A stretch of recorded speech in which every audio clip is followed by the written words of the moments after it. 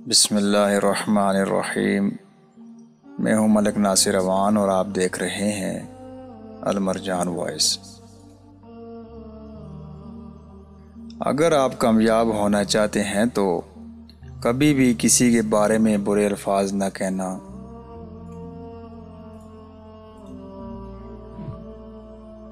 उन लोगों की कभी फ़िक्र ना करें जो आपकी फ़िक्र नहीं करते। जहाँ से हो वहाँ से शुरू करें, जो कुछ आपके पास है उसे इस्तेमाल करें। तुम जो कर सकते हो करो, कामयाबी ज़रूर तुम्हारे कदम चूमेगी। अगर लोग शक कर रहे हैं कि आप कितना दूर जा सकते हैं, तो आप इतना आगे निकल जाएं कि आप इन्हें मज़ीद न सुन सकें। आप जो हैं आप उसे तब्दील नहीं कर सकते, लिहाजा आप वही करें जो आप हैं। लोगों को देखने की बजाय खुद को देखें। कभी हार ना मानो। अगर आज ठोकर खाएं तो कल से नए दिन का आगाज़ करें और अपने ख्वाबों को ताबीर दें।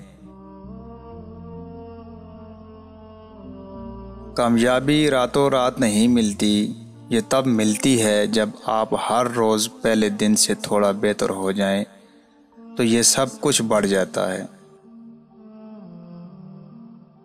अपने आप को परेशान न होने दें। कल अपने आज का तयन करें। कल तो चला गया मगर आज आपके पास ही है।